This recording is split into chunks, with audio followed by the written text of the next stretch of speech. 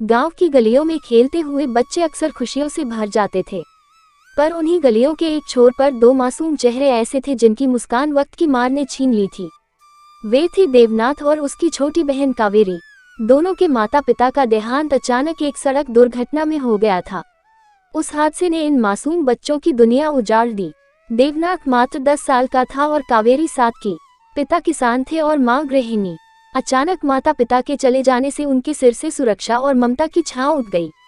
रिश्तेदारों ने शुरुआत में सहानुभूति दिखाए, लेकिन धीरे धीरे सब दूर हो गए। उनके पास एक टूटी फूटी झोंपड़ी और थोड़ी सी जमीन के अलावा कुछ न बचा। देवनाथ उम्र से बड़ा नहीं था, लेकिन हालात ने उसे जिम्मेदार बना दिया। सुबह वह जंगल में जाकर लकड़ियां बीनता और गांव में बेच आता। उससे जो पैसे मिलते वही उनकी रोजी रोटी का सहारा बनते। कई बार जब कुछ बिकता नहीं तो दोनों को भूखे ही सोना पड़ता। रात को कावेरी रोते रोते पूछती, भैया क्या अब हमें कभी माँ जैसी गर्म रोटियां मिलेंगी? देवनाथ उसके आंसू पोंछते हुए कहता, हाँ बहना, एक दिन हम इतना कमाएंगे कि तुझे हर रोज गरम गरम खाना मिलेगा। उनकी हालत देखकर गांव के मास्टर जी का दिल पिघल गया। उन्होंने देवनाथ से कहा, बेटा मजदूरी करते रहोगे तो जिंदगी ऐसे ही गुजरेगी, पर अगर पढ़ाई करोगे तो एक दिन अपना भाग्य बदल लोगे। देवनाथ ने कावेरी का हाथ थामकर कसम खाई कि वह चाहे कितनी भी मुश्किल क्यों न आए, पढ़ाई जरूर करेगा। दिन में मेहनत और रात को पढ़ाई, यही उसकी दिनचर्या बन गई। कावेरी भी उसके साथ बैठकर छोटे छोटे अक्षर सीखने लगी। दोनों भाई बहन किताबों से उम्मीद की रोशनी खोजने लगे।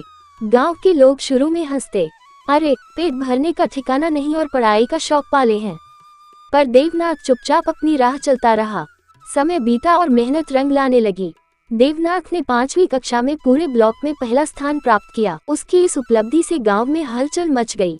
लोग जो कभी उसका मजाक उड़ाते थे वही उसकी तारीफ करने लगे। सरपंच ने उसकी लगन देखकर शहर के एक अच्छे स्कूल में दाखिला दिलवाने का इंतजाम किया। वहीं कावेरी को भी पास के प्राथमिक विद्यालय में भर्ती कराया गया। भाई बहन की मेहनत ने धीरे धीरे उनकी किस्मत की तस्वीर बदलनी शुरू कर दी। कई साल बीत गए। देवनाथ ने कठिन परिश्रम से पढ़ाई पूरी की और इंजीनियरिंग कॉलेज में प्रवेश पाया। वहां भी उसने अपनी मेहनत और ईमानदारी से छात्रवृत्ति हासिल की।